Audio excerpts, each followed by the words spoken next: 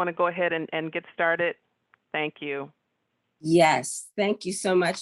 I apologize again, everybody. I think I was misunderstood how I was supposed to get in, and then Zoom asked me for it's a long story.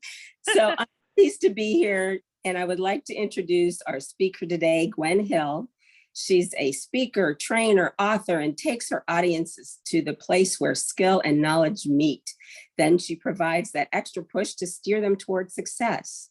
She is a captivating speaker, focused trainer, and acclaimed author. Her infectious personality and creativity connects with audiences and makes her platform presentations informative and enjoyable. Gwen believes that the learning doesn't end when her presentation is over, so she provides participants with booklets as a takeaway for their reflection and continued learning. Her years as the director of the Workforce Diversity Institute at Northeastern Illinois University, along with her experience in IT consulting, have enabled Gwen to develop her signature 3 C's to Success program. Welcome, Gwen. Thank you so much, Jeanette, for that. And today I'm going to share my screen with you. I am really glad to be back here, and I'm going to share my screen. And today we're going to talk about providing and receiving constructive criticism using SWOT. Now, before we go any further, what I want to make sure that I do is share with you that I have put a strike through the word criticism. And I want you to think about this, and you let me know what you think. Does it just make you, feel some kind of way when you hear the word criticism? How do you feel when you hear that? And I just unmute yourself or put it in. Actually, I'd rather talk to you. So unmute yourself and let me know how you feel when you hear the words, the word criticism. Bad. I cringe. It's something You cringe? negative. I do too. I cringe. Okay. I did something wrong. Exactly, immediately. Even if the person is sharing with you something that it doesn't appear to be a problem or an issue or that you did anything wrong, you just immediately feel that way. I think it's human nature. So I put a strike through the word criticism. And from this point forward, we're going to talk about this as constructive feedback. Does everyone agree that we do that? Yes. Love it. Okay. All right, great. All right. So, what we're going to do now is hopefully you have your packet that you receive, your participant guide. If not, I'll make sure that I share the information. It was emailed to everyone, hopefully, and I'll make sure that I share the substantive information that you'll need. And then at a certain point, we're going to have an exercise, and I'll make sure that I share that exercise on the screen. So we're going to look at something called SWOT in a different way. That is a SWOT analysis. We'll get into more detail about that in a couple of minutes. And then we'll define constructive feedback, and we're changing the word criticism to feedback. And we'll also identify when the feedback is constructive and when it isn't, and also look at that give and take of feedback. So take a quick look at the slide that's in front of you. We're not going to discuss it yet, but I want you to just, we're going to deep dive into that in a moment. But just take a look at this: strengths, weaknesses, opportunities, and threats. What are your thoughts about the items in the categories that you see under strengths, under threats, under opportunities, under weaknesses? What do you think about what you're looking at when it comes to constructive feedback?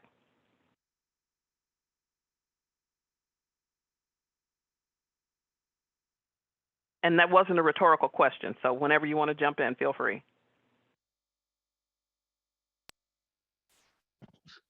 Helpful. Helpful? Okay. All right, great.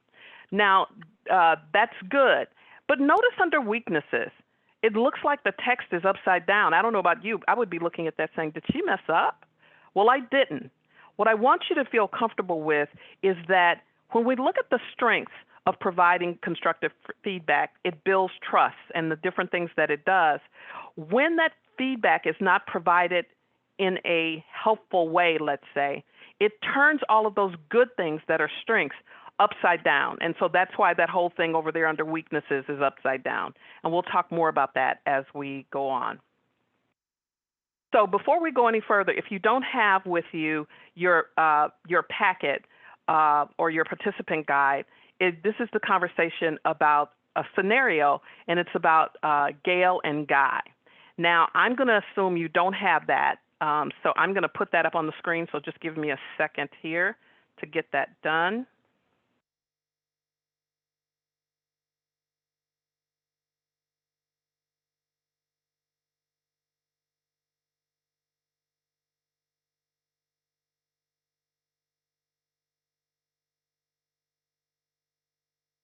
Just give me a second. I should have mailed this to you earlier so you could definitely, you know, have a chance to look at this.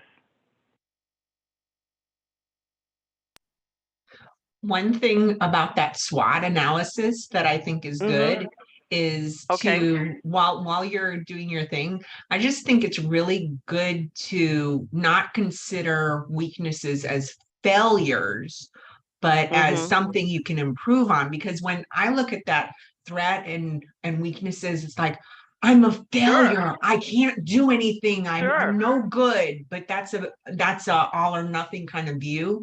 And if you look at it holistically, you can improve what you're doing, you know? Definitely. That's a really good point. That is definitely a good point. So that's what we definitely want to look at. And I have the document. Unfortunately, it is showing in a way that I don't want to share it with you. So I'm going to put it up here on my screen and share it with you. Someone put it in the chat as well. Oh, somebody put it in the chat? Great. Okay. But I will share my screen with you in just a second so you can see it and hopefully you can read it.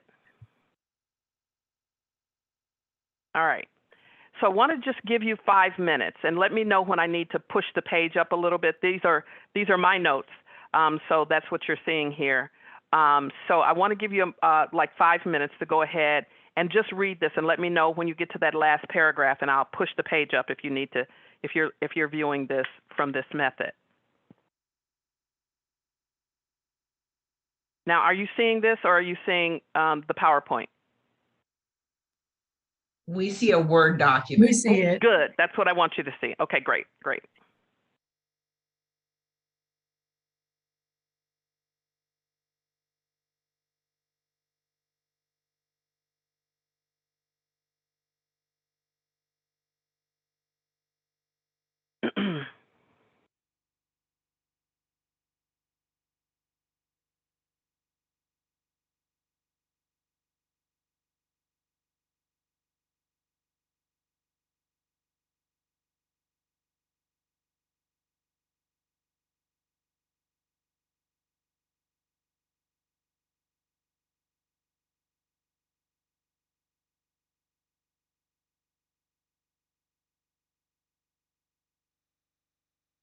Hey, you can move up to the next. Okay. All right.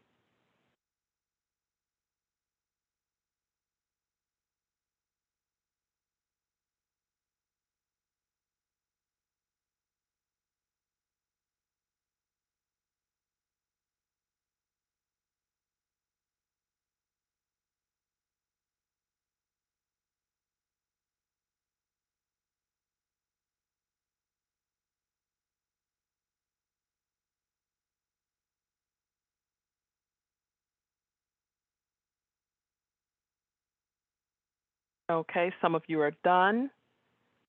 So when you're done, if you want to type done in the chat or give me a thumbs up or something, we'll move on.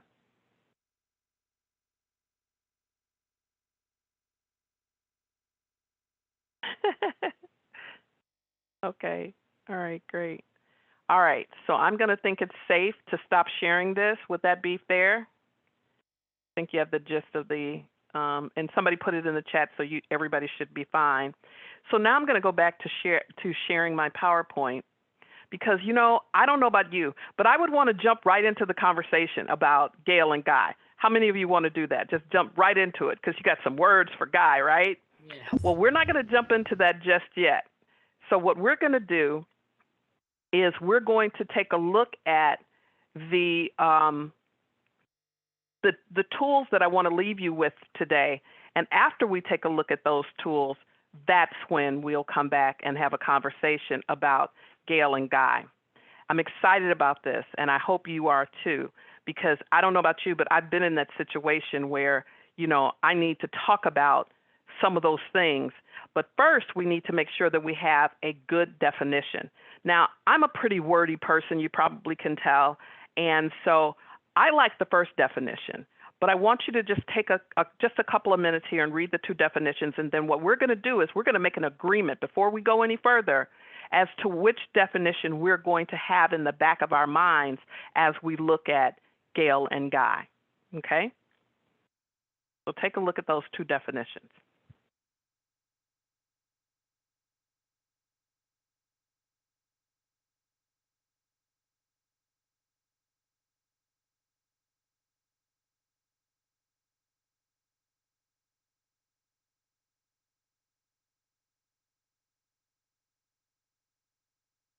Okay. So the first definition, for me, it brings it all home. It tells you everything, where there's no room for error. And the second definition, which is good, you know, constructive feedback is intended to provide suggestions for improvement without insulting the recipient. That's right. But it doesn't give a whole lot of information. So I think you see I'm leaning towards the first definition. What are your thoughts? Which definition should we all kind of, you know, put in our back pocket as we talk about constructive feedback? One or two? And feel free to, you know, just put it in the chat. Okay, great. I see that. Wonderful, wonderful. Okay. The second one is, you know, is a good one, but I think that one of the problems sometimes is that we don't have clarity with what we're looking at, or the feedback, you know, may not be information that we have that's providing us with enough information to move forward. So we want to keep that in mind. So now I want to move to the next slide, which is really a reiteration of the slide we looked at before.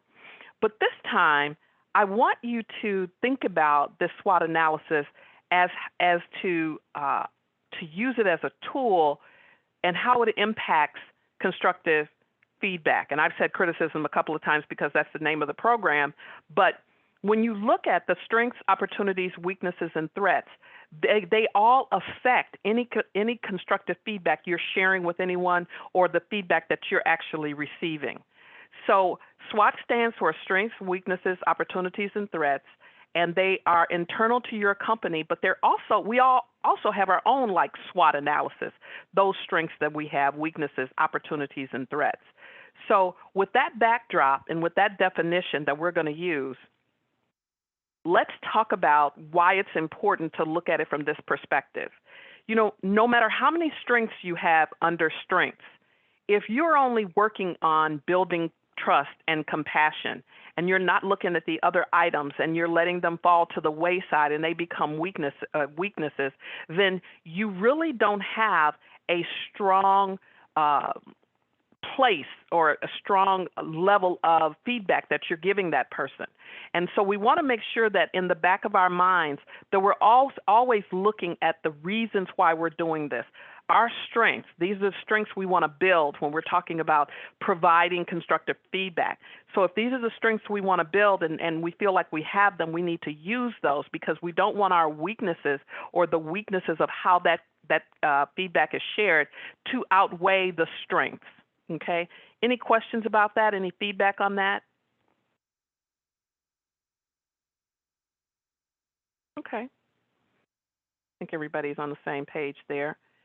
And bottom line, just to reiterate that, we want the strengths of what that feedback is about to actually outweigh the weaknesses. And again, you're trying to build trust. You know, compassion is something that's important. You're looking at relationships. You're trying to increase confidence and improve self-awareness. You're trying to improve the bottom line. Those are the things you're focusing on. And sometimes we don't have those things in our mind when we are looking at you know, providing feedback or the person that's providing feedback to us, that's sharing it with us, don't have those things in mind. They just rush in and say what they want to say. And so a part of one of those of the tips that we're going to talk about today is don't do that. Don't just rush in. Try not to do that if you can, but sometimes situations make it a challenge. So, how do we use the SWOT analysis to benefit our team? So ideally, we must recognize that we only have control of ourselves. That's our strength. That's our personal strength. And we need to recognize that, what our role brings to the table when it comes to the constructive feedback. So we want to get stronger and decrease the areas of weakness so we are ready for the opportunities that come our way. And those opportunities basically are our mindset, relationships, the team, and the company. And when we look at all of that together, the threats that are going to come anyway, they happen every day. I mean, right now, if we were to just talk about Michigan, we'd all be, in tears. But the threats are going to happen. That's just life. But what can we do about it? We look at the whole picture, our strengths, our weaknesses, our opportunities, and we prepare for any threats that may be coming our way. So, before you go and provide any feedback to anybody about anything, you need to look at the do's and don'ts. Do share to demonstrate genuine concern, to mentor your team, or your teammates, to support employees, to support yourself, and to highlight your sense of responsibility to the organization and to the team. But don't do that. Don't share to defend or excuse your behavior. And I'm telling you, I don't know about you, this is just me. I think that it's a normal defense mechanism when someone is sharing something with you about something they feel you did or didn't do. The immediate response is that we want to defend ourselves. And if you agree with that, say yes in the chat for me. Just say yes.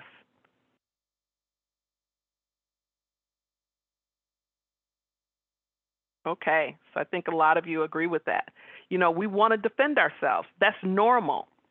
But we need to make sure that we listen, and we'll talk more about that in a moment. So try to kind of ward off that tendency to try to defend yourself unless you're under attack. And when I say attack, I mean physical attack, or if the person is just out and out, attacking you and not necessarily trying to share something constructively with you so that you can be better, or they can be better, or the team can be better. You don't want to share when you want to do this because you want to make somebody else feel good. And you also don't want to share because you're trying to look powerful. So that is not feedback that's going to be received well. So keep that in mind when you're talking about feedback. So here are a few tips. Now, I don't know about you. I can get defensive. I'm just being really honest. If somebody says, Gwen, can I talk to you? I'm like, remember the old show where the millionaire had these two children that he brought in, he adopted, and there was one, the little boy's name was, I can't think of his name right now, Arnold, and Willis. And Arnold used to say, what you talking about, Willis?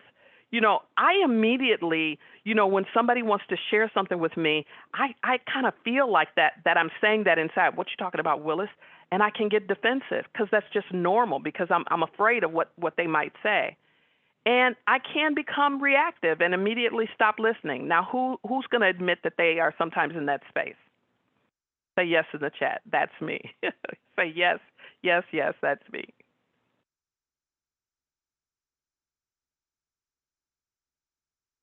Okay. So we're being brutally honest, right? But the other things you want to keep in mind is when you do that, it can appear as if you are challenging the feedback.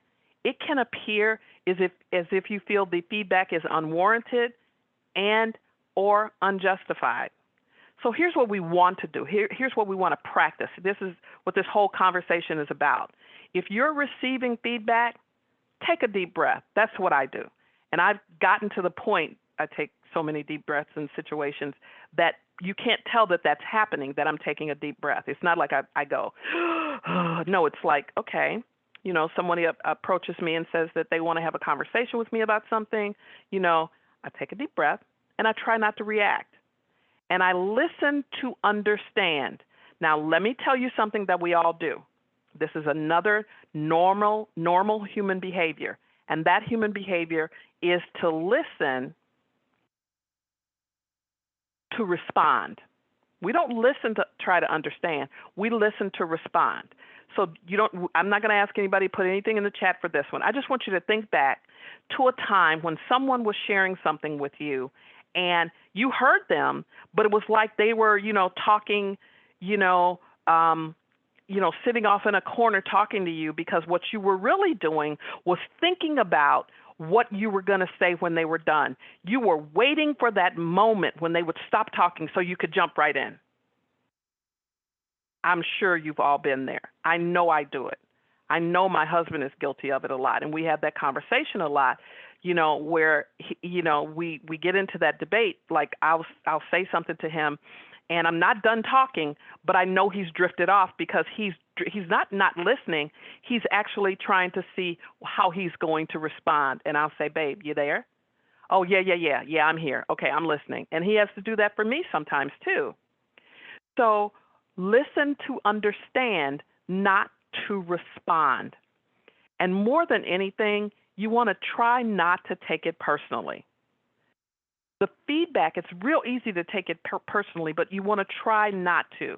Now, that does have something to do with the person who is actually sharing this information with you, but you can't control them. You can only control you. So try not to take it personally. Ask questions of clarity. So if someone comes up to me and says, Gwen, I want to talk to you about that document you shared with us the other day. It had a couple of typographical errors in it, and I want to know what I can do to help you so that doesn't happen in the future. Well, guess what? I'm going to immediately become defensive because I don't like typographical errors, and I'm going to listen to what they have to say, and then I'm going to say, can you share that with me? Can you show me in the document where I missed something? So are you saying that this went out to everybody, or, whatever? What are you trying to say to me? I'm going to make sure that I ask that question so that I understand. I tend to sometimes get laxed on periods. So those of you in the role that you're in, you probably have picked up all the places where I've missed periods. So I've decided I'm getting somebody to proofread my documents before my PowerPoints. So hopefully there are no typographical errors. But I hope you hear my heart. And then more than anything, say thank you, because that person doesn't have to help you grow. They could just complain and whine and discuss you with someone else. But bringing it to you, look at it from the perspective of how you gain from that information, not necessarily that they may be bringing it to you to make you feel bad or any of those things. And I'm not saying you can stop your feelings, because that will happen, but try to sift through the information and find find that nugget that's in there for you so that you can do a better job next time or handle it in a different way next time. And the bottom line is, when you're receiving feedback, try to make sure this is a conversation, not where you're, a healthy conversation, a normal conversation, not where you're screaming at them and they're screaming at you, that you're shutting down or they're, being dictatorial or whatever. Try to make sure that it's a conversation. That's the thing that you want to focus on, that you're having a healthy conversation so that you can be better. That's the goal, is how do we handle all of these things to be better. So now I want to pause for a moment, and I'm going to stop sharing here, and I'm going to ask for feedback on what we just heard. Any comments?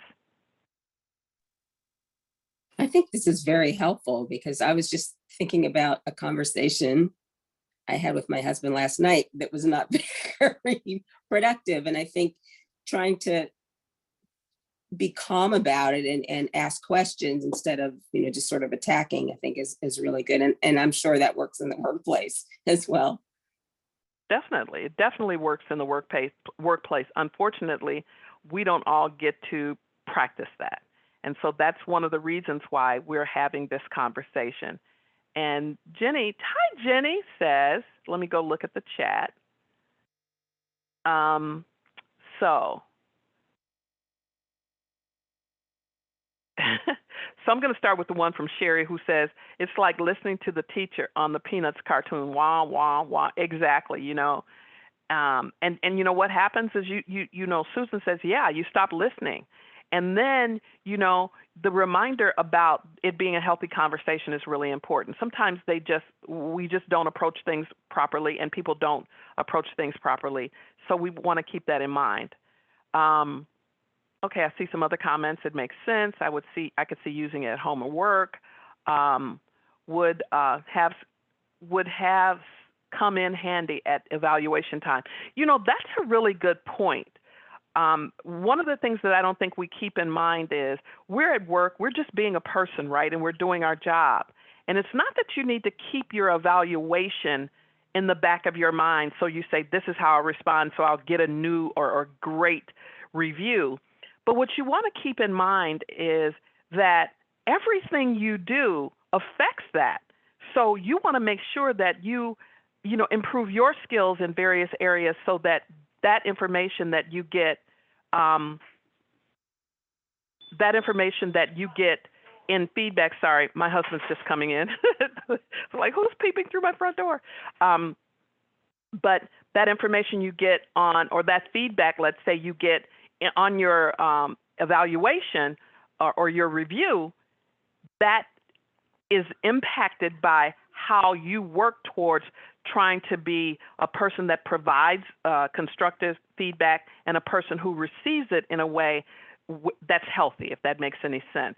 But it's so easy to take it personally. It's so easy to get angry. It's so easy to feel like this person is judging you. That is just normal. But what you want to do is try to think about it as if you're that person giving the eval or the feedback or the constructive feedback. Think about it as if how you need to hear it, not so much as to how they're actually sharing it with you. All right. Any other questions or comments anybody want to share right now? Hi, this is Ayana from Memphis. I was just going to say, I hone in on the one about listening to understand. My husband and I teach a couple workforce development classes here in Memphis, and we do a lot on communication. And I think we're all to some degree, a bad habit of, like you said, listening to respond. And it's partly because we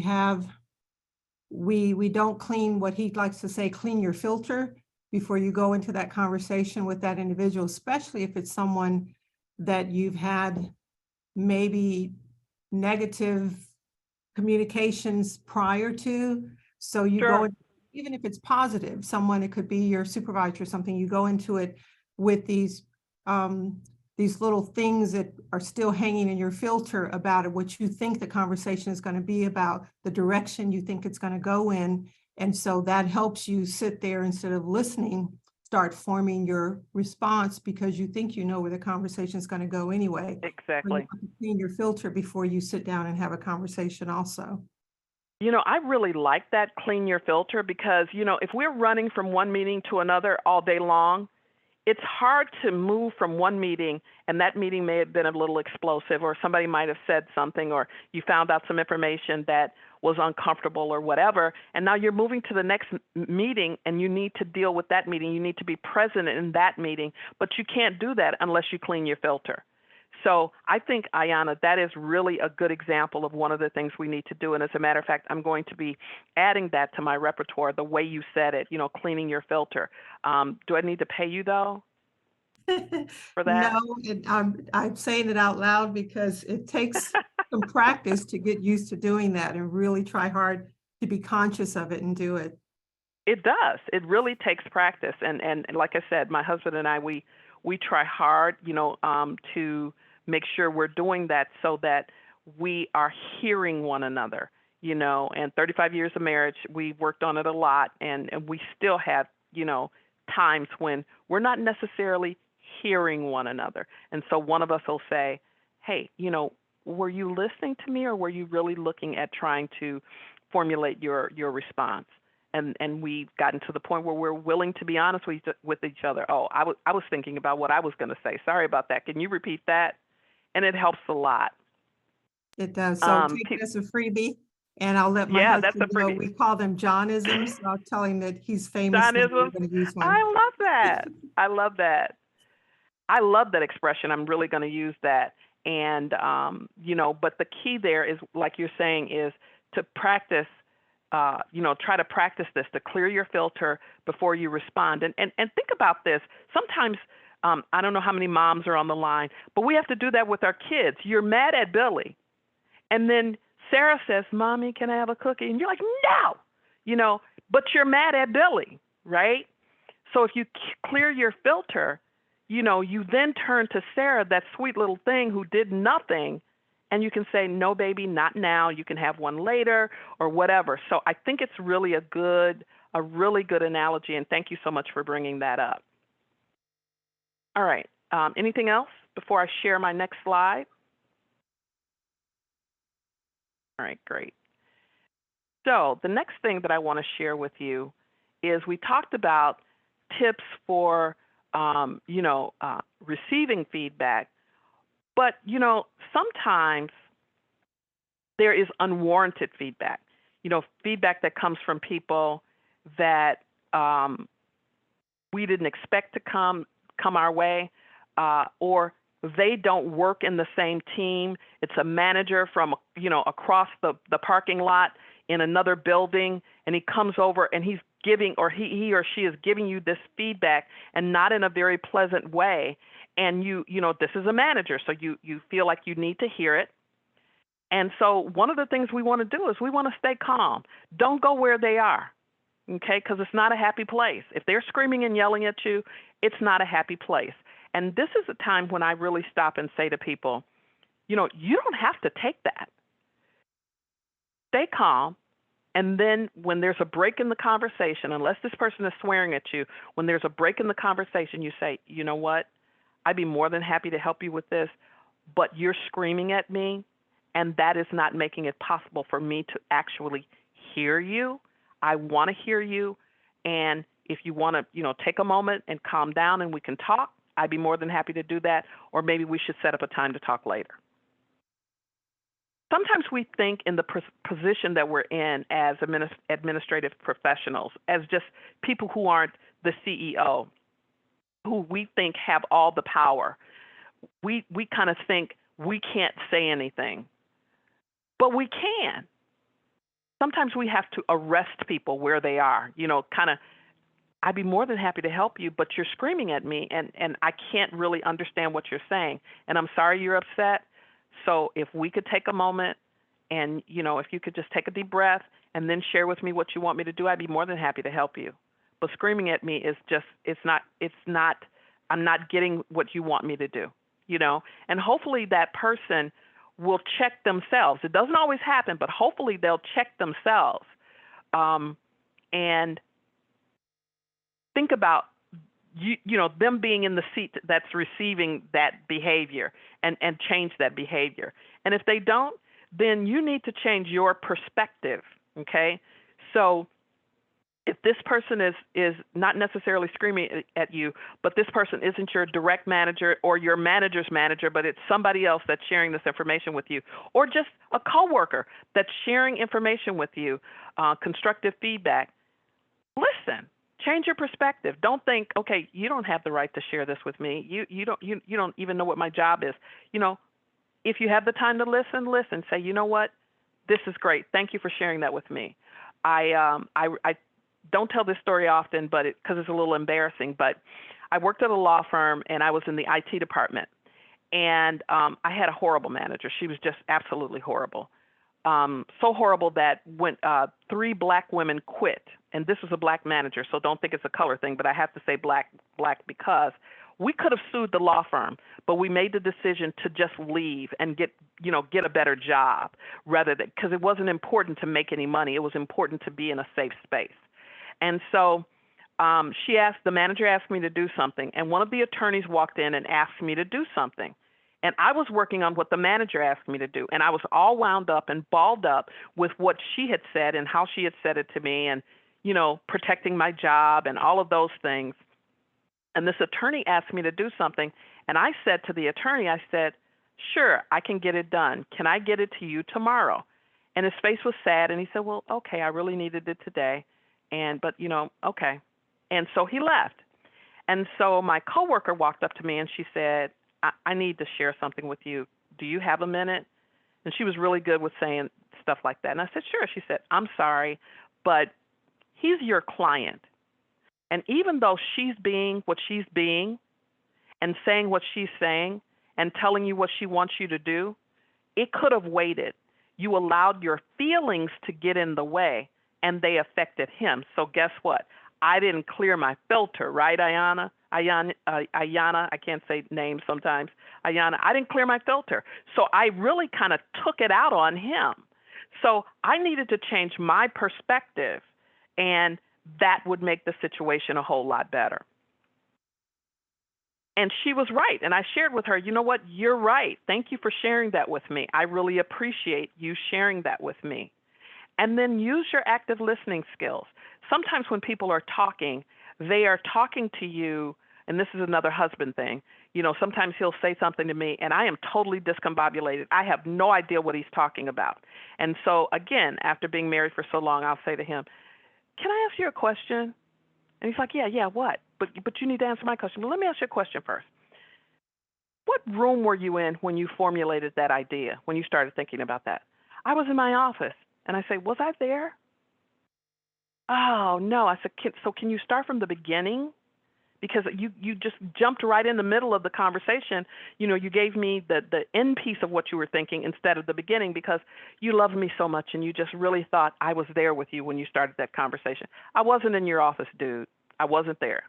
So what I need you to do is really bring that conversation, you know, to me in a way where it makes sense.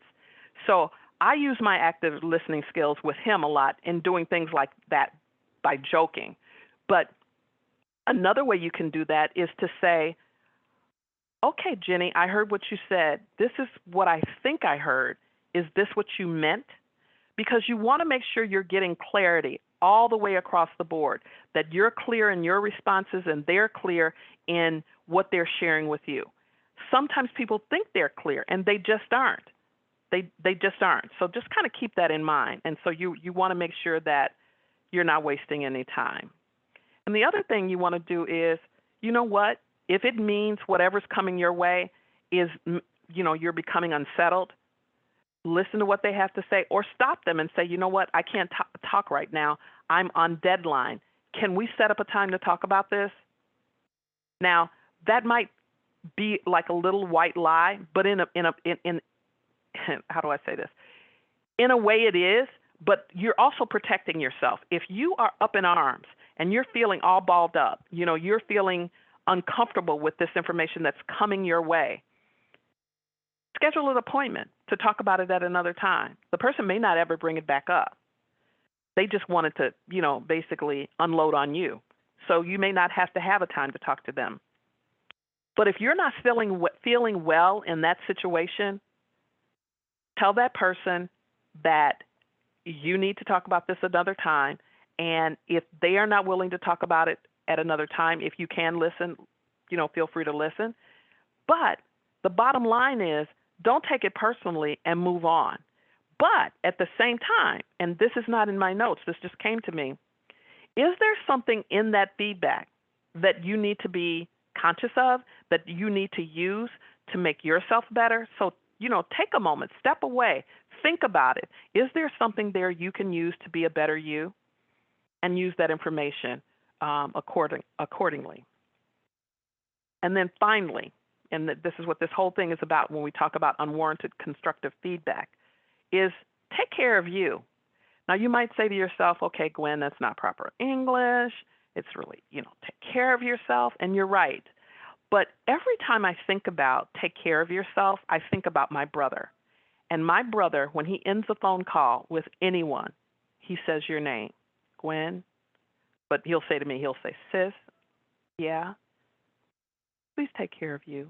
And it's so loving and it's so beautiful that I wanted to say that to you. Take care of you. In all these situations, take care of you. The other thing we want to be aware of is providing constructive feedback. And I always look at this as an opportunity to really be careful, because it's really easy to say, John, you know, provided me with what he thought was constructive feedback. But the way he did it and how he said it and his tone of voice, it was inappropriate. Well, the next time you have to provide constructive feedback, pretend you are receiving the feedback. You're on the receiving end. So you're going to be gentle with you, be gentle with them. And I'm going to actually flip this a little bit. I have the third bullet on the left. It says, make sure the recipient is open to feedback. Ask first, do you have a moment to talk? Can I share something with you? And if they say no, respect that. Now, if you're their manager or their boss, you then say, well, I do need to share this with you. If this isn't a good time, let's talk in 10 minutes. You know, you need to be able to do that, because if you don't make sure that the person is open to the feedback, they are closed off to anything you have to say. And so technically speaking, they're not hearing you. So once you make sure that that person is open to the feedback and you pretend you are on the receiving end of that feedback, that you're receiving it, then share your take on the situation. This is what I think I saw. Not accusatory, but this is what I think I saw. And I have to pause here for a moment, because if I were in your situation, listening to me, I would think, yeah, this all sounds all, good and dandy, all wonderful, but this is not how the day goes, this neat, this put together. And you're right. These are some high-level suggestions that we want to put in place so that we improve our strengths, so that we can receive feedback and provide feedback in a better way. So when you're thinking about providing feedback for someone else, give actionable recommendations or improvements, things they can do better. This is how you might want to do that next time. Provide room for response. Let them say something, and always turn the session into a conversation. Again, not an attack. You don't want to feel attacked, and that person doesn't want to feel attacked. So you want to make sure that you use these tips accordingly. So let's, just take a moment to talk about these tips. Questions, comments on the when you're providing feedback?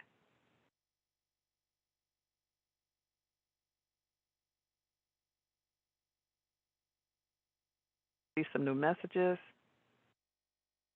Gail says she has a boss that does exactly this.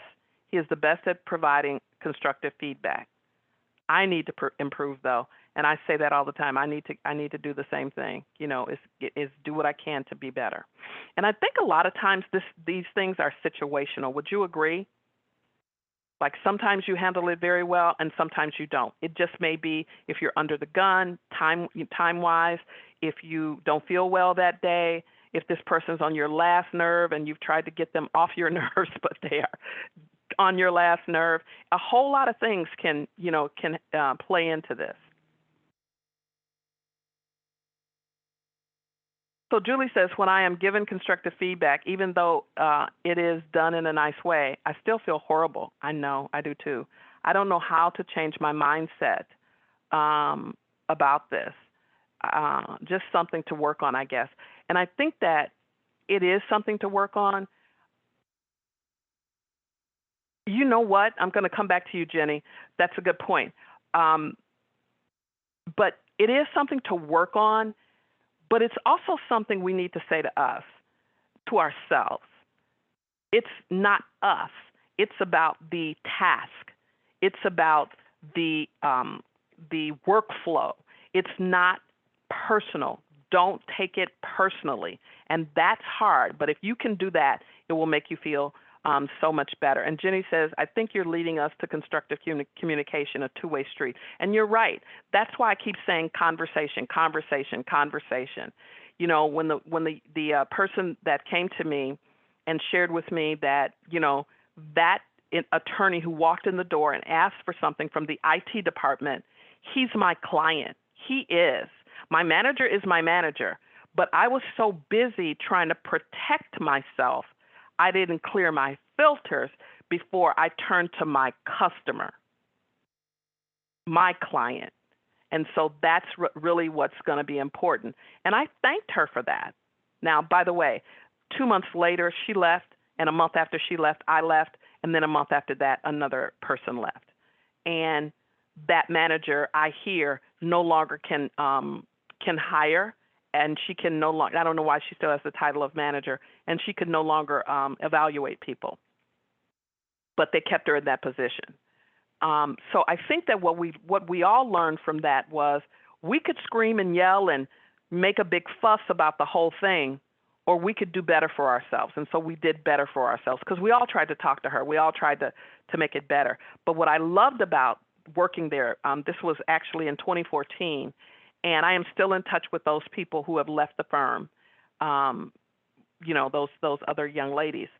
And we're still friends because we created friendships. We were able to create friendships based on being able to talk to one another and call each other out when we were wrong, you know? And I think that's really important, to be able to call each other out when we're wrong. So there are a couple of other comments here. Let me take a look at them. Oh, great question. And I'm not sure if it's Tamara or Tamara. I like to, you know, say a person's name right. So please unmute yourself and tell me how to say your name. But when it comes to a dress code violation, it's really not as hard as we think it is. You ask that person if you could have a conversation with them, and then you bring with you, like if it's 10 minutes later or whatever, are you their boss or are you a coworker?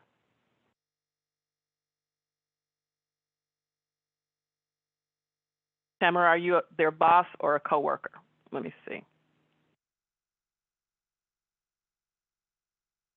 Okay. If you're their boss, I'm so sorry. ahead. I couldn't get it to go. I'm sorry. That's okay. Yes, That's okay. I'm their boss. Thank you, Miss Gwen. Okay. I'm going to tell you about Miss Gwen a little later. This is hilarious. Why I'm laughing. I'm not laughing at you. I'm laughing at Miss Gwen. But I'll talk about that later. So if you're their boss, you schedule a time to talk to them. And you don't mention what anybody has to say about their wardrobe at all. You say, you know, one of the things that I'm trying to do in the department is make sure that we're adhering to the company guidelines. And I wanted to reiterate to you that there is a dress code policy. Here it is. And can you take a look at that? And by the way, can we talk about that? You know, let's set a time to talk about that dress code policy in a few days. Would you be okay to be willing to do that? And then once they've had a chance to look at that, then you have a conversation with them. And in that conversation, you say, would you agree that what you had on while it was fabulous may not meet the dress code guidelines? And then let them talk. And then if you feel like this person's going to do this again, because they've done it many times before, you say, here's the situation. Here's the place I don't want to get to. I don't want to get to the place where I have to write this up. So that's why I wanted to have this conversation and make sure you were clear on what the guidelines are. So let me know if you have any questions about anything and just have a conversation with them. Tamara, what do you think? Thank you. I think that sounds good. I think I just had a little bit of fear in how to, I guess, initially start the conversation. So thank you. That's very helpful. Thank you. But always bring that policy with you, because then that way they can't say, this is you. Because if they're clearly violating the policy, you have all the reason in the world to say something. All right. Yeah, somebody says, yeah, it's how my day is going. It really does have a big impact on how I'm going to deal with the feedback. Good point, Rebecca. Rebecca says, you know, and we also have to try to look forward. Leave the stuff in the past in the past. However, one of the things that I think is really important, I really agree with that, but I have to have a caveat here. It's real easy to say, leave the stuff that's in the past if the people haven't healed, okay? So we need to create in every conversation an opportunity for restoration, okay? Because really that conversation, as Jenny said, we're trying to make this two-way street of conversation, but we're also trying to handle a conflict, right? And so a lot of times in a conflict situation, somebody might leave in that conflict situation and say, okay, I got my way. We're doing it my way, and they feel great. But this person on the other side, even though they may have agreed to go along with that, may not feel good, because not that they didn't get their way, but the way it happened, they leave still in a situation or with feelings of harm. So then the next time you talk to them, that builds and builds and builds and builds. So in order to forget what happened and leave things in the past, you have to make sure that that conversation, or at least in the next couple of days, you restore that person to whole, if that makes sense. So I really want to spend a minute talking about that. Is everybody clear on restoring that person to whole?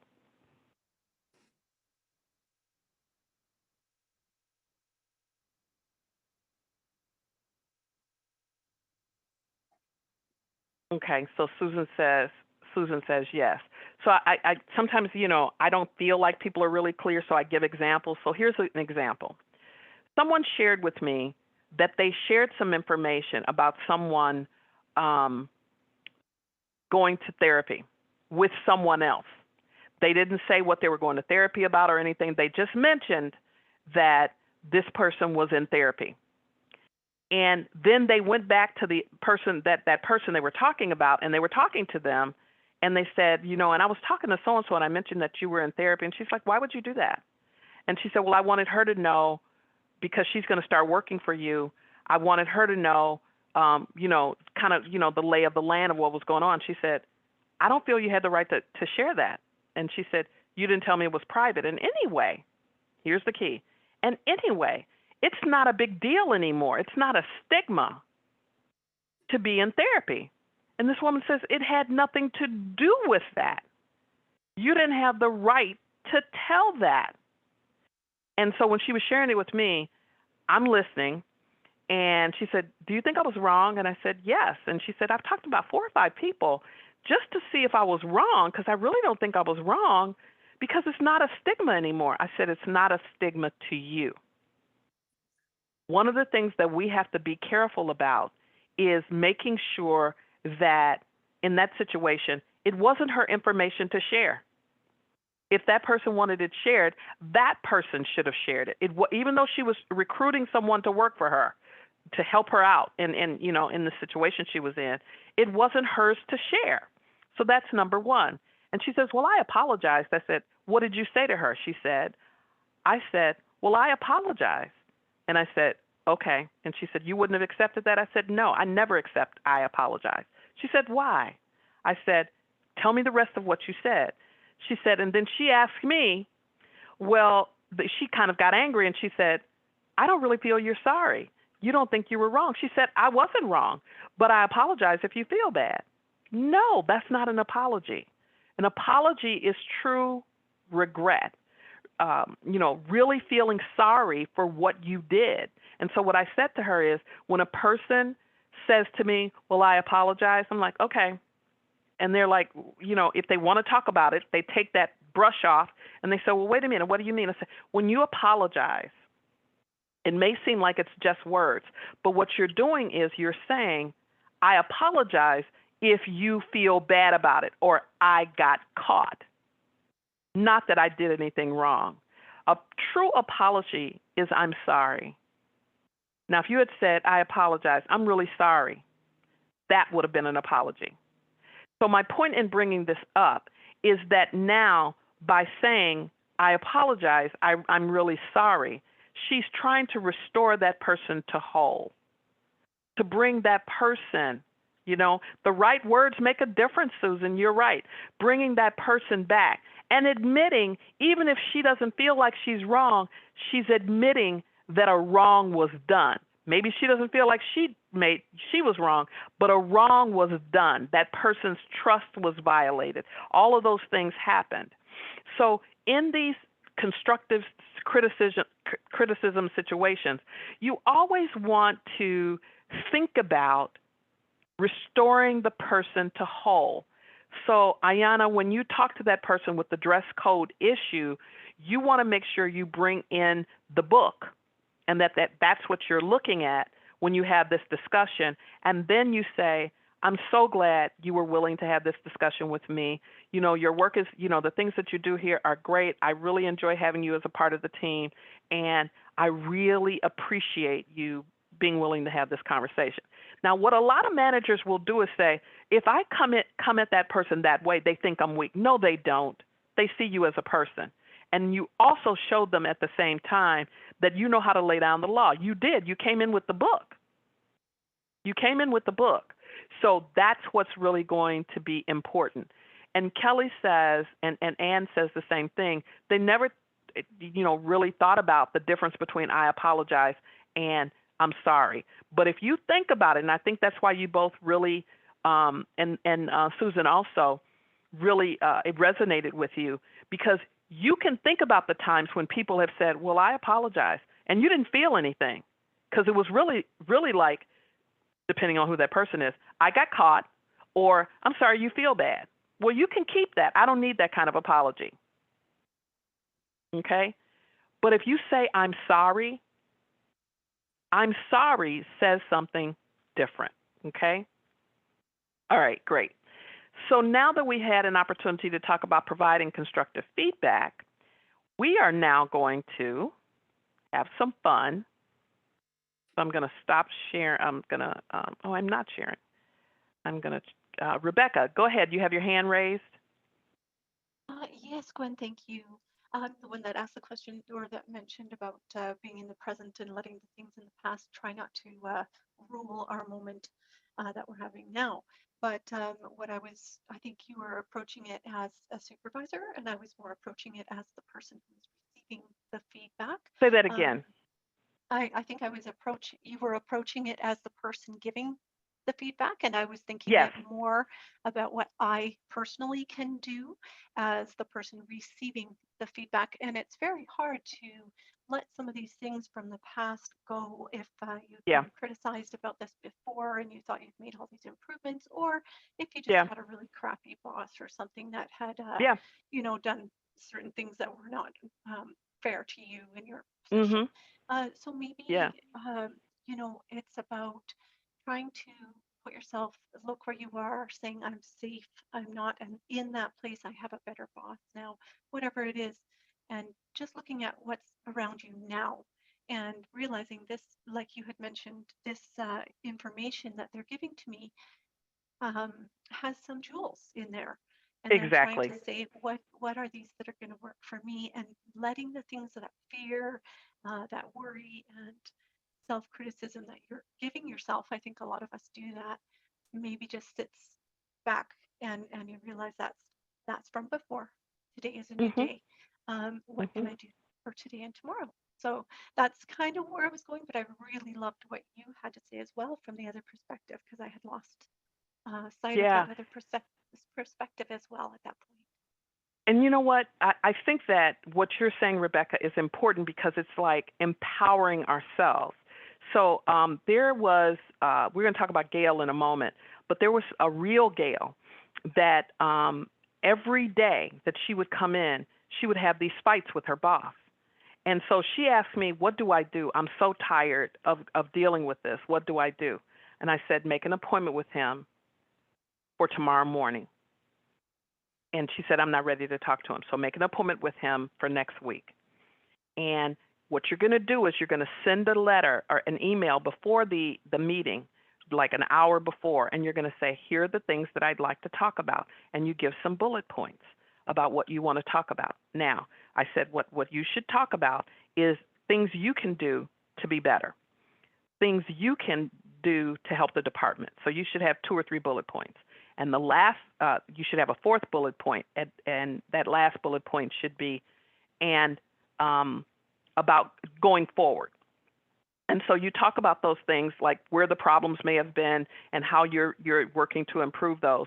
And you make it short. You don't, you're not trying to apologize or anything. You just make it short. You talk about those things. And then that last point is, and I'd like to schedule, since, for her in her situation, because you're so busy, and a lot of times things happen so quickly that we don't get to talk about your day, and I'm looking at your calendar handling it one way and you wanted it handled another way.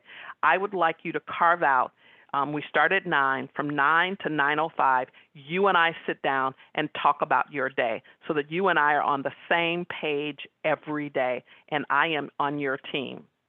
He loved that. And then she says, and oh, by the way, if I'm on your team, and I believe I am, there's a way I need to be spoken to, even if I'm not on your team. And yelling at me doesn't make me work harder or faster. Screaming at me doesn't make me work harder or faster. I'm on your team. Help me help you. And because she made it all about him, it took about a month. They still had some issues. They still had some times when, it didn't work. And she said, and oh, by the way, if you're yelling at me, I just want you to know I'm not listening. And he didn't believe her. So it took about a month, and about 2 times or 3 times, she actually ignored him. And he changed the tone of his voice. And he said, I'm sorry. So sometimes we have to teach people how to treat us, because they didn't grow up where you grew up, where it was please and thank you. Exactly like we have to teach our children. You have to teach some adults, you really do. You have to teach people how to treat you. And I had to learn that the hard way. Really quick, I had to learn that with my brother, who is the most annoying human being in the world, as a kid and as an adult, even though he's wonderful and he says, sis, take care of you when we stop talking. Whenever we're together, he has to find something he can do to annoy me. It just tickles him to no end. We're old. Why is it that we're old and you're still doing this stuff? But he still does it. But here's what I had to figure out. The things that used to give him joy, right? Kelly's laughing. The things that used to give him joy don't give him joy anymore. And one day he said, I used to do that to you all the time, and you would get so upset. And I said, I know. But you know what I figured out? You can't make me feel anything. I am deciding to feel this way, and I choose not to allow you to annoy me. Like, wow. So about maybe a month or so, this was about 5 years ago, maybe a month or so went by in our family meetings, the second Sunday of every month, and he didn't try to annoy me. And then later, he started trying to annoy me, and those things just don't work. But every now and then, something gets through my filter, and I'm screaming at him, and he's happy. I don't know why he enjoys that, but he's a maniac. But you have to teach people how to treat you, and that's the bottom line. So with that said, here's what we're going to do. We are now going to break into, how many people do we have here? About 50. So we're going to break into 10 groups. And in those groups, brothers are like that. Sandra says, brothers are like that. Yeah, he's annoying. He's the one that in high school would come up to me and say, he's 2 years behind me, and he'd say, Gwen, I left my lunch money at home. Can you give me some money? I knew he didn't leave his lunch money. And he was such a cute kid. And my friends, I'm like, I'm not giving you any money. My friends are like, he's so cute. Give him some money. And then they're not looking at him. They're looking at me. And he's like, making faces at me because he knows what he's doing. And I still wouldn't give him any money because he was annoying. But here's what we're going to do. We're going to break into groups. And in those groups, we're going to talk about Gail and Guy. And we're going to talk about them based on the information that I just shared with you. Tips on providing constructive feedback, if you were Guy, and tips on, receiving feedback if you were Gail. So, and then we'll talk about the whole situation. So we're going to break apart for 10 minutes, and then we're going to come back and we're going to have a lively discussion about these wonderful people. All right, so give me a moment to set up the breakout rooms. And there's a little symbol is going to come up on the screen to say join, and you're just going to join.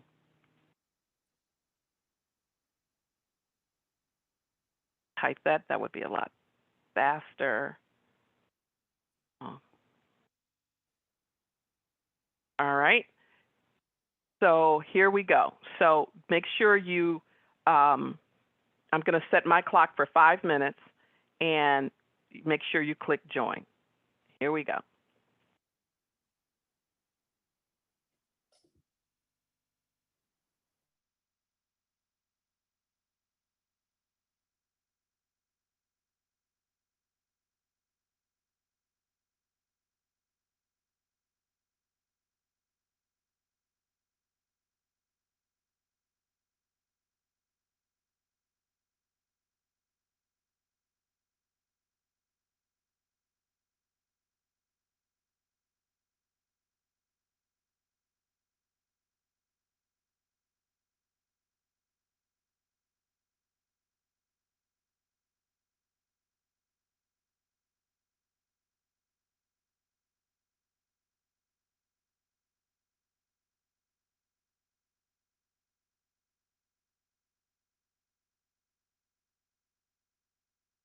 Okay, everybody, just want to make sure you're all clear on what you're doing. You're thinking about Guy and Gail and their situation and how they should handle it going forward so that they don't end up with that end result. All right?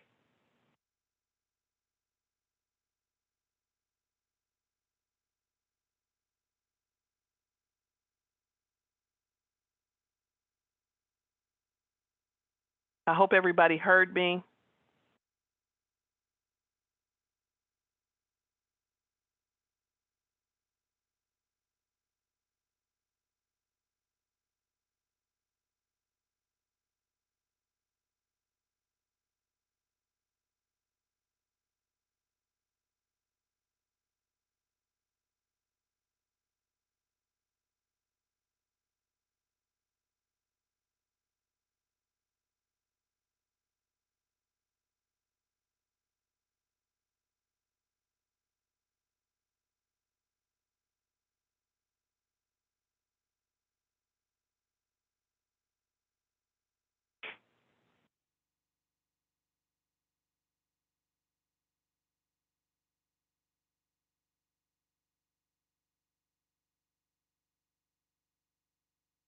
Some of you are still in the main room. You should be in the breakout room. What happened? You have to click, the little sign that comes up that says join. So Janice and Mary, you haven't joined yet. Christy and Michelle, you haven't joined yet. Those of you that haven't joined, is it possible that you're on a phone and you can't join? Because we can talk about this. Is that the reason? Can somebody give me a response there?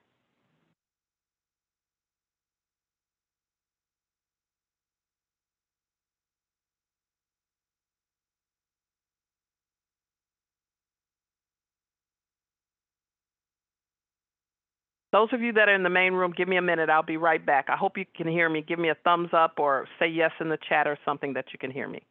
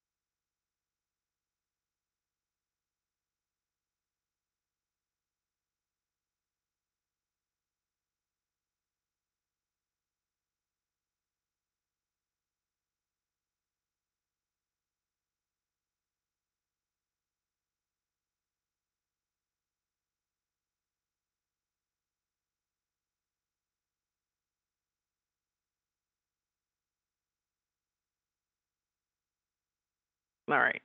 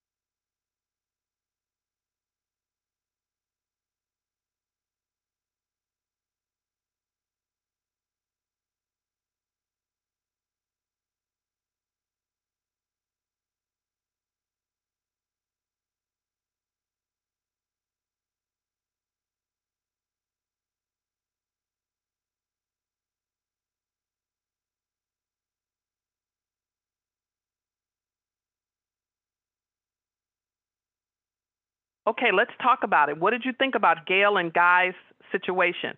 Now, if you can unmute yourself and talk, unmute yourself and talk. If not, use the chat. What did you think about it? And what tips should they pick up on so that they don't end up in that situation where they can't stand each other? I feel that Guy should have really, instead of jumping on her right off the bat, he should have just scheduled a time to meet with her and say, you know, I know in the past you've been able to come in at 9 a.m., but we may need to make some changes and we need to figure out how we can make this work for you and for us. Instead of just, you know, saying you were wrong, you should have been coming in. I mean, it's kind of been implied that she could do that all along. So he can't just come in and just, you know, lay down the law like that. He needed to be a little bit more, I guess, what's the word? Gentle, I guess, when he talked to her about it, and, you know, just say, I realize that in the past you've been able to do this, but we may have to change now because, you know, we've been asked to do it differently by upper management. So I think that's perfect. Perfect. Do we want to use the chat for those of you that can't unmute yourselves? Can you use the chat and just kind of give us some feedback?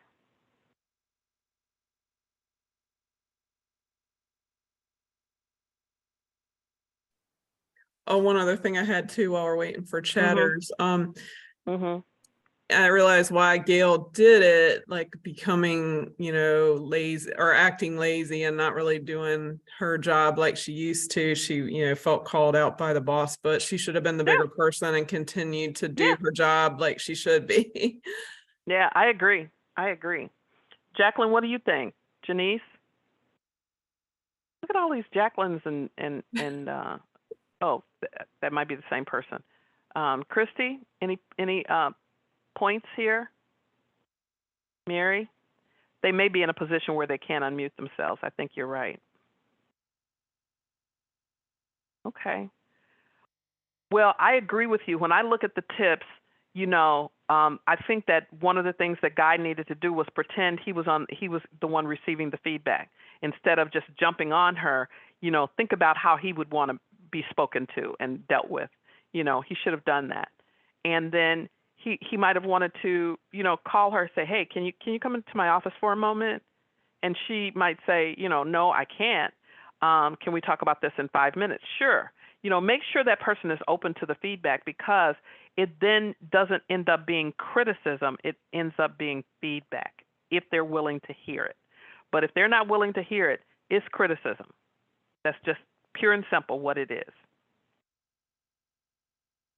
And I agree with you on Gail. You know, she just, you know, she allowed him to reduce her to a bad employee, and she just decided to be what he expected her to be. You know, and that's sad. She needed to continue to be who she was.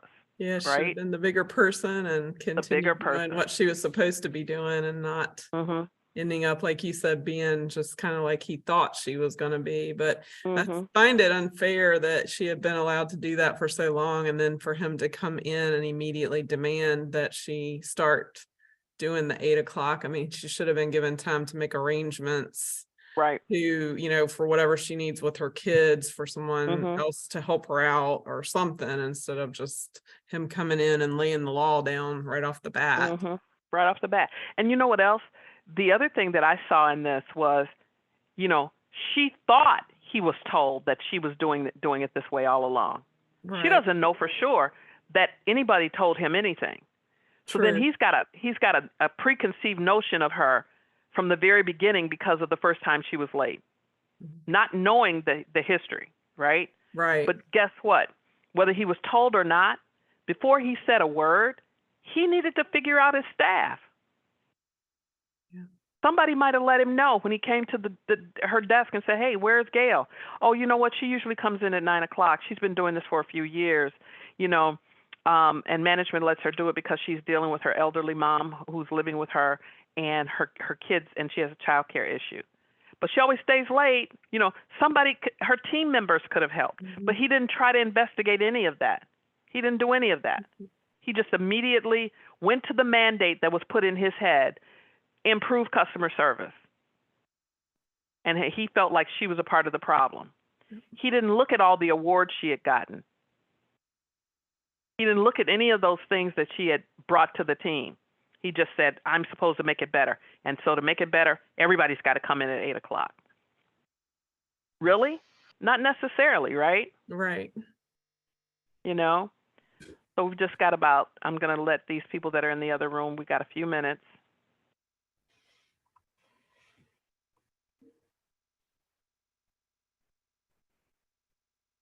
Oh.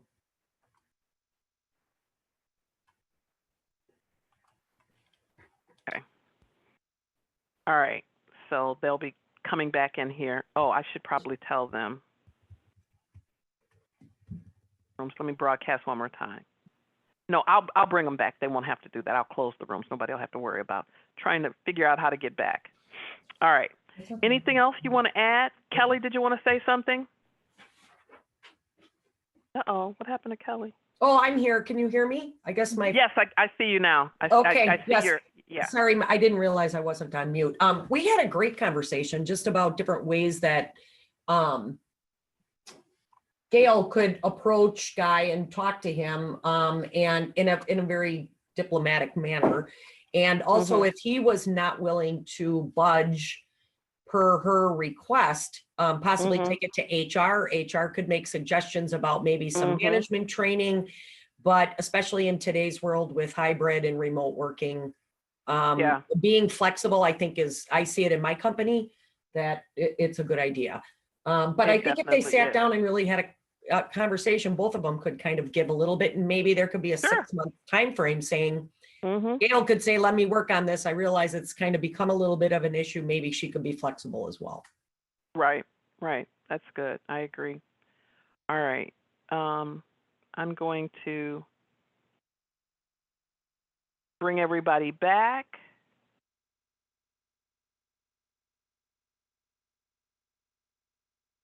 And then we can continue the conversation.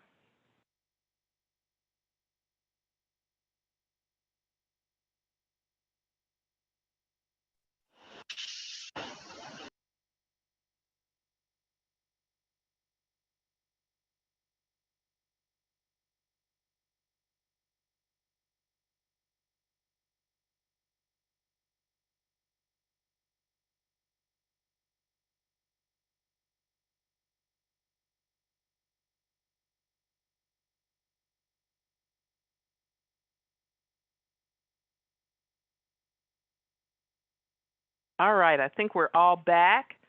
So if you don't mind unmuting yourself and just kind of tell us a little bit about your conversation. My Thank group, you, we were Julie. group number 3. We had a great chat, and we focused on, it was, just communication. I liked, Gwen, what you said about writing things down. She could kind of write everything down and say, look, I have to be with my mom from this time to this time in the morning to get her set up and ready for the day. My kids, then I have to drop them off this time. I can start at 9. So if you need something important between 8 and 9, maybe I can jump on it first thing. Maybe I can take a half hour lunch instead of an hour and leave. Work it out that way. And it seemed like everybody was kind of just in the assumption stage kind of thing. Yes. And that can get, it makes an ass out of you and me. Isn't that what they say? Absolutely. Yep, that's what they say. And it is the truth, right? It is the truth. Okay, that's really good. Anybody else? Get HR involved. Yeah. And somebody, I'm not sure who brought it up. I don't see the face. Wait a minute. Let me see. Unless she's turned off her camera. I think she has. Anyway, she said before oh no, there she is. Julie said, Gail could have been the bigger person. She was the one that was doing this beforehand. And she basically kind of allowed him to reduce her to this person that she wasn't. She was getting awards. She was, helping the team. Everybody basically loved her. Everything was wonderful. And she became the person that he thought she was. And he probably should have, taken a look at the lay of the land before he laid down the law. He might have walked past her desk and said, "Hey, Stacy, where's Gail?" And Stacy says, "Oh, for the last couple of years, Gail has been coming in at 9, but she also stays late." Gail assumed he knew that.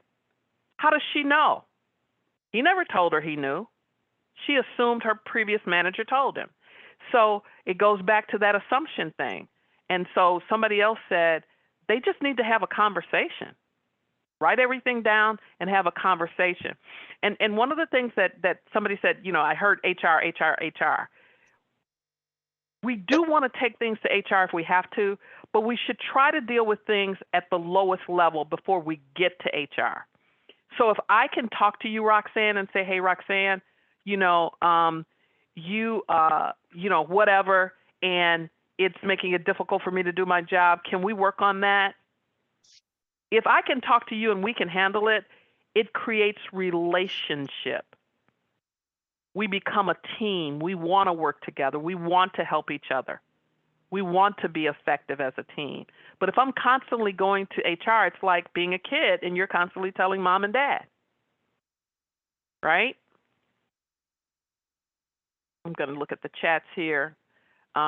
Ms. Gwen, this is Gail. Go ahead. Our group, I'm hearing basically the same thing. Take that breath before you jump in and start antagonizing each other. But Gail assumed that guy knew, whether he was told or not. As you're a new manager, you're told so much, you're not going to remember everything. So it's always good. Well, maybe we have a conversation and look at it from his perspective, saying, this is how I have, been doing this in the past. Does this hinder the team in any way? How can I make things better for the team? This is my situation. I would like to continue doing this. However, do you have some other suggestions that may work as well? Right. I mean, that's really it. And the key there, Gail, is do you have some other suggestions that may work as well? Now, here's what I didn't tell you purposely. One of the things that was great about Gail staying late is because their customer service closed at 4. But Gail's having to be there from 4 to 5, and she had gotten all of her work done. She was able to take up the slack of those phone calls that were coming in after that and not have so many calls left over to respond to the next morning. So he didn't know any of that. He's not thinking about any of that. He's the new kid on the block, and he's been told to improve customer service, and he's just laying down the hammer. He's not looking at any of that. But that oftentimes that's all too. That happens too frequently when new people come in. They want to come in and put their mark on things, and they don't take the time, like I said before, to meet the people, to talk to the people. Exactly. Or just to sit back and watch to see how things are operating. Exactly. How people are working with each other. You just want to come in and move, but from what I'm hearing you all say, he didn't take any time to do any of that. He didn't. But it was her responsibility to step up. And she should have been the one to tell him how things were going. I also feel he should have been the one to ask. Right, because he's a leader, right? Yeah. That's what Jessica is saying. He's a leader. And if the manager doesn't take time to get to know, this is Susan, his team, he's got a problem. He's setting himself up for failure by not doing that. How many of you know about the company ADP? I used to work, my very first serious job was an account executive at ADP 35 years ago, 37 years ago, actually. And on the second day, I had a meeting with the the president of the Chicago or the Illinois region of ADP. I'm like, what? Why do I have a meeting with him? Not just me, but everybody that started with me. So it was 8 of us. He wanted to meet us. He wanted to know what our goals were, what we were looking at trying to accomplish. He wanted to know how he could help. That was golden. And he said, so, what's on your calendar? What are you going to be doing the rest of the week? And we all look down, there's nothing on our calendar but learning, and we say, and he says, well, I'd like to meet with each one of you individually this week. And so we look at our calendar, all we have is learning, and somebody says, well, I'm going to see if I can pencil you in. He thought that was hilarious, right? But what it showed was he was a person. He was approachable. He was someone concerned about our success. And that's what a leader needs to do. And this leader just didn't come in doing that. He just didn't come in doing that. He was a real gem. He really was, Susan. He was really, and he was hilarious too. And Erica says her CEO meets with each staff member at the new employee orientation. She also sends a birthday card to every employee. That is crazy beautiful. Crazy beautiful. That makes you want to work for the team. You feel like, it's a family. Other comments? Anybody want to add anything else about your discussions? Gwen, this is Jeanette. I think we probably need to wrap up, but this has been really great. Doesn't this go to 1:30? I thought it was 1 o'clock. Does anybody have 1:30 that it goes to? Another half hour? It's 1. Am I wrong? The 1 invitation p.m. said 1. Oh, I am so sorry. Okay, I don't know where I got 1:30. Okay, 11:30 to 1. So let me just wrap up, show one more screen. I apologize, everybody. I don't know where I got that from. So I had something else for you, too, just to tell you how wonderful you are. But bottom line is the SWOT connection is you. Thank you so much for your time, and I apologize for running over. Thank you, Jeanette, for jumping in. Thanks, everyone. Thank you. Thank you, Gwen, and thanks everyone for Take care. Thank you, Gwen. Thank you. Thank you. Where did I get 1:30? Thank I you, probably Gwen. blocked that off in my calendar. You're welcome. On purpose, just to make sure that I was wrapping everything up. Thank you. Thank you, Ms. Gwen. You're welcome. I didn't get to tell you about Miss Gwen. It's pretty hilarious. Maybe the next time. Oh, well, you can give me the skinny version of it. I've got a couple minutes. Okay, the skinny version of it is that my hair has been black up until COVID. And so I know Miss Gwen means respect. I know that. But now that my hair is gray, everybody is saying Miss Gwen. And I'm like, what happened? Am I old now? Oh, you're not But old. wait a minute. No. My hair has been gray, wanting to be gray since I was 40. But I had my kids so young, I kept my hair dyed dark so that their friends would know, they had these old parents because it embarrassed them.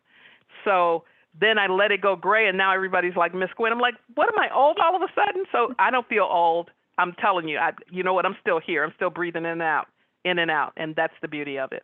Thank you, everybody, so much for your time. Thanks, Tamara. Yes, ma'am. Thank you. You're welcome. Bye. Thanks. All right. Bye-bye, everybody. Bye-bye.